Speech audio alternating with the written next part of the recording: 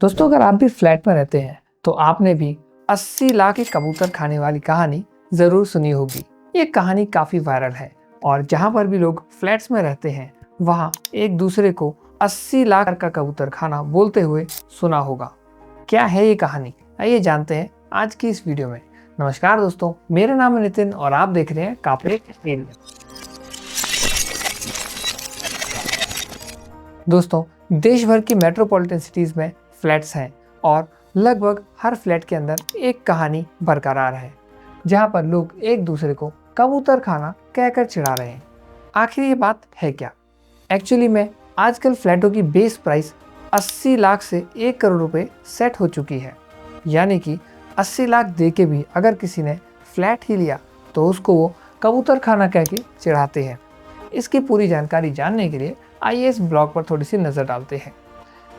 80 लाख को आजकल flat price declare कर दिया गया है, लेकिन क्या 80 लाख ही फाइनल कॉस्ट होती है? बिल्कुल नहीं। जब एक जगह पर काफ़ी सारे छोटे छोटे फ्लैट इकट्ठा हो जाते हैं तो उसे कबूतर खाना कह के लोग एक दूसरे को ही ताने मारने शुरू कर देते हैं। आखिर 80 लाख क्या फ्लैट की फाइनल प्राइस है? और क्या 80 लाख का फ्लैट कबूतर खाना कहलाने लायक है? आइए जानते हैं इस वीडियो में। दोस्तों, 80 लाख तो केवल बेस प्राइस है। इसके ऊपर लगभग 8 से 10% की स्टैम्प ड्यूटी और रजिस्ट्रेशन चार्ज भी लगते हैं।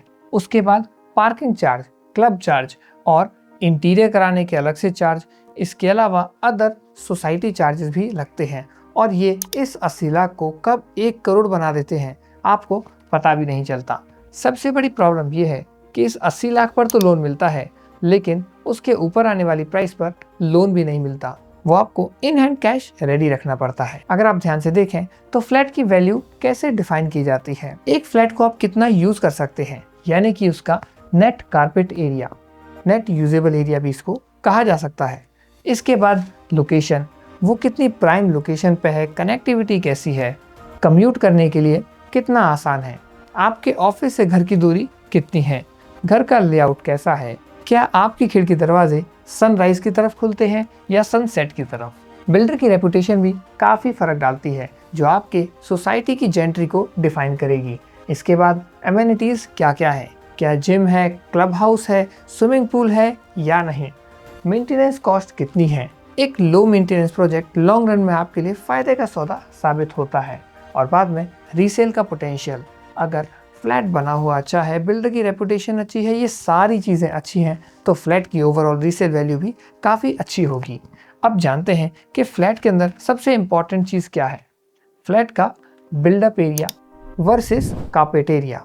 इसे लोडिंग भी कहा जाता है कि आपके फ्लैट में कितनी लोडिंग है। मान लीजिए एडवर्टाइज किया जा रहा है कि 1000 स्क्वायर फीट का फ्लैट आपको मिलेगा, लेकिन सुपर बिल्डअप एरिया है, उसके बाद नेट कारपेट एरिया उसका केवल 650 स्क्वायर फीट एरिया है, क्योंकि पूरे प्रोजेक्ट के अंदर जो कॉमन एरियाज आपके फ्लैट के हिसाब से प्रोपोर्शनेटली बनते हैं वो, प्लस दीवारों के एरिया को भी सुपर एरिया में इंक्लूड करके आपको बेचा जाता है। कारपेट एरिया होता है नेट यूजेबल एरिया, जिसके अंदर लिफ्ट, बालकनी या वो एरिया जिन्हें आप इस्तेमाल में नहीं ले सकते, कारपेट नहीं बिछा सकते, उन एरियाज़ को नेट यूजेबल कारपेट एरिया बोला जाता है और इसी के ऊपर डिपेंड करती है आपके फ्लैट की फाइनल वैल्यू। मान लीजिए एक 80 लाख का फ्लैट है जिसके अंदर आपकी कारपेट एरिया वैल्यू है 800 स्क्वायर फीट, यानी कि इफेक्टिव रेट हुआ 80 lakh divide by carpet area 800 square feet is equals to 10,000 rupees per square feet, जो कि एक डिसेंट प्राइस है।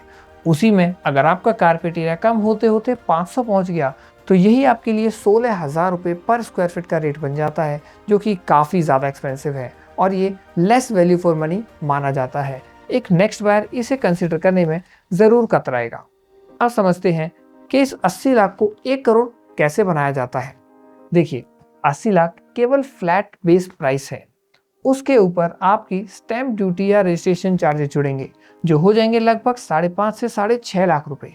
उसके बाद जुड़ेंगे 2 से 5 लाख रुपए की पार्किंग और क्लब हाउस मेंबरशिप फीस, जो कि नॉन नेगोशिएबल होती है और मैंडेटरी भी होती है।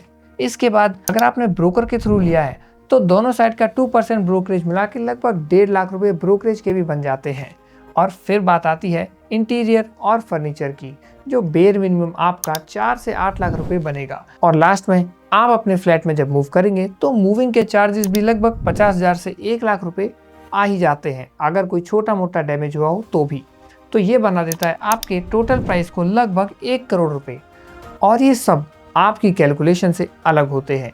आप तो 80 लाख के लिए तैयार थे, लेकिन ये फ्लैट आपको पड़ा 1 करोड़ का, और आपकी ईएमआई का बजट अचानक से आपके लिए काफ़ी ज़्यादा भारी पड़ जाता है।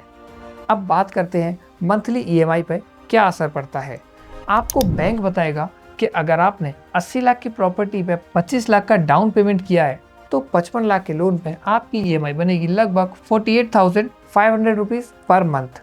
लेकिन ये फाइनल कॉस्ट नहीं है, इसीलिए इसे कबूतर खाना कहा जाता है, क्योंकि आपके होने के बावजूद आप इस पर लगभग रेंट के बराबर का ही मेंटेनेंस पे करते हैं। क्यों? 48,500 की ईएमआई के बाद आपको कम से कम 4,000 रुपये का मेंटेनेंस देना पड़ेगा। जितने स्क्वायर फीट का आपका फ्लैट है उसी हिसाब से मेंटेनेंस कैलकुलेट किया जाता है। इसके बाद फ्लैट की इंश्योरेंस और तरह तरह के टैक्स मिला के लगभग 1,500 रुपये बनते हैं। अगर साल में थोड़ी भी टूट फूट हुई, 20-25 हज़ार रुपये का भी खर्चा आया, तो मंथली एवरेज 2,000 रुपये का रिपेयरिंग का भी लगा लेते हैं। ये बनते हैं लगभग 56,000 रुपये आपके एक फ्लैट की मंथली फीस जो आपको पे करनी है। ये आपकी 48,500 की ईएमआई को 56,000 बना देती है, और ये 1 lakh rupees per month salary वाले पर्सन के लिए भी काफ़ी स्ट्रेस भरा हो सकता है। इसके बाद बारी आती है कहानी की। 2 लोग हैं, राम और श्याम। मान लीजिए राम ने नोएडा की प्राइम लोकेशन में एक छोटा सा फ्लैट परचेज किया है, वहीं श्याम ने थोड़ी दूर ग्रेटर नोएडा में जाके एक बड़ा फ्लैट परचेज किया है। आप इसे फ्लैट या प्लॉट दोनों के केस में सिमिलर मान सकते हैं। अब राम ने बेटर कम्यूट के लिए, यानी छोटे रास्ते नियरेस्ट मेट्रो के हिसाब से ये फ्लैट परचेज किया है। वहीं श्याम को ये कम्यूट थोड़ा सा लंबा पड़ेगा, लेकिन यहाँ पे स्ट्रेस ट्रैफिक कम मिलेगा। राम को स्टैब्लिश्ड इंफ्रास्ट्रक्चर मिलेगा, वहीं श्याम को डेवलपिंग इंफ्रास्ट्रक्चर मिलेगा, यानी रोड पे होते हुए डेवलपमेंट का सामना श्याम को करना पड़ सकता है। राम जहाँ पे स्ट्रॉन्गर रेंटल डिमांड देख सकेगा, क्योंकि सिटी के अंदर सभी लोग रेंट पर रहना पसंद करते हैं। वहीं श्याम को ट्रैवल टाइम ज़्यादा लगेगा, लेकिन वो पीसफुल ट्रैवल टाइम होगा। चॉइस आपकी है, आप नोएडा की प्राइम लोकेशन में रह सकते हैं या फिर ग्रेटर नोएडा की फार्दर लोकेशन पर एक बड़े एरिया को एंजॉय कर सकते हैं। पर याद रहे, a small flat still make sense अगर वो आपका समय बचाता है, अगर वो आपके रोजमर्रा की लाइफ को ईजी बनाता है। लेकिन अगर उसी एरिया का लेआउट अच्छा ना हो तो आपकी फैमिली के लिए वो एक सज़ा या पिंजरा बन सकता है। क्यों? अगर आप एक गुड कम्पैक्ट लेआउट की बात करें तो वो डिपेंड करता है रूम के प्रॉपर साइजेस पर, कॉरिडोर्स का एरिया कितना है, बेटर स्टोरेज है या नहीं, यूजेबल एरिया कितना है, और फंक्शनल किचन है या नहीं। वहीं अगर आपका लेआउट खराब है तो लॉन्ग पैसेजेस आपके घर को और छोटा फील करवा सकते हैं। Tight bedroom spaces, unusable balcony और ऑकवर्ड कॉर्नर्स आपके बड़े घर में भी नेट यूजेबल एरिया कम फील कराएंगे। साथ ही अगर आपके घर में स्टोरेज नहीं है तो ये एक बड़ी सिरदर्दी साबित होता है, खासकर वहाँ जहाँ पर आप फ्लैट में रहते हैं। लेकिन राम और श्याम की जंग यही ख़त्म नहीं होती। बात आती है अगर आप एक डेवलप्ड सिटी के अंदर, अच्छी सोसाइटी के अंदर रह रहे हैं, तो वहाँ पर आपको एमिनिटीज़ देखने के लिए मिल जाएंगी जो आपके लेजर टाइम में, हॉलीडेज़ में आपको काफ़ी इंजॉयबल फील कराती हैं। जैसे कि club houses, swimming pool, gym area, landscape spaces यानी कि open areas, multiple lifts, security system, basement parking और पावर बैकअप। यूँ तो ये एसेंशियल एमिनिटीज़ के अंदर आती हैं, लेकिन कई बार डिस्टेंट लोकेशन पर होने वाली सोसाइटीज़ में आपको कम देखने के लिए मिलती हैं। अब बात करते हैं रेड फ्लैग्स की।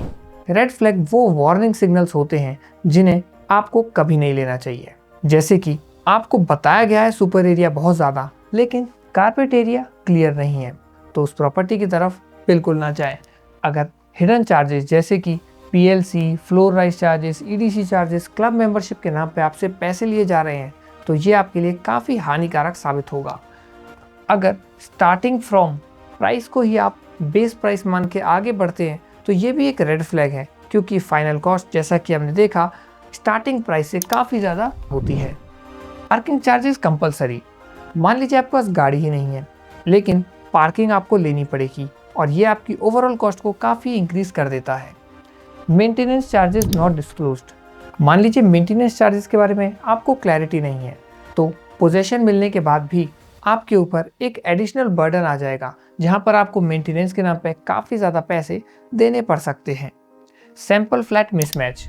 सैंपल फ्लैट वो घर होता है जो आप साइट विजिट पर जाने के बाद सबसे पहले बिल्डर या बिल्डर की सेल्स टीम आपको दिखाती है, और आपके इंडिविजुअल फ्लैट का जो लेआउट है वो सैंपल फ्लैट से मैच करना चाहिए, क्योंकि आपने जैसा देखा अगर घर वैसा नहीं मिला तो वो एक बहुत बड़ा रेड फ्लैग है। और लास्ट में नो रिटर्न ब्रेकअप। कितना चार्ज है इससे ज़्यादा महत्वपूर्ण है चार्ज किस किस चीज़ के लिए लिया जा रहा है, और अगर इनमें से कोई भी चीज़ आपके बाइंग प्रोसेस में आती है तो वहाँ पे आपको रुक जाना है और उस प्रॉपर्टी को एक बार वेरीफाई करके सेकंड थॉट ज़रूर देना है। लास्ट में बात करते हैं बायर्स चेकलिस्ट की। एक फ्लैट कबूतर खाना कभी नहीं कहलाएगा अगर आप ये 10 क्वेश्चंस का आंसर उसको लेने से पहले कर लेंगे तो।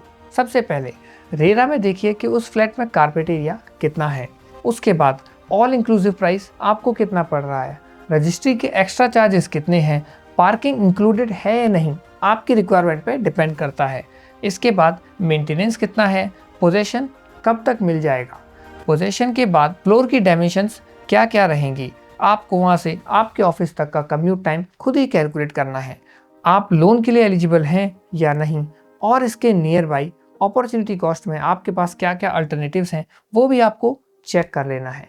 अगर आप इन सभी सवालों के जवाब अपने पास तैयार रखते हैं तो आप एक बेहतर डिसीजन ले सकते हैं। तो दोस्तों ये थी जानकारी नोएडा की उस वायरल कबूतर खाने वाली स्टेटमेंट को लेके, जहां पर लोग 80 लाख के फ्लैट को कबूतर खाना कह के चिढ़ाते हैं। किसी के घर को कबूतर खाना कहना अच्छी बात नहीं, लेकिन बिल्डर्स या ब्रोकर्स के किसी ट्रैप में फंसना भी अच्छी बात नहीं है। इस जानकारी को अपने दोस्तों तक जरूर शेयर करें। अगर कोई जानकारी छूट गई तो कमेंट बॉक्स में लिख के हमें भी ज़रूर बताएं। वीडियो पसंद आई तो वीडियो को लाइक करें और ऐसी वीडियो देखने के लिए चैनल को सब्सक्राइब करना ना भूलें। मिलते हैं अगली वीडियो में सिर्फ कारपेट एरिया पर।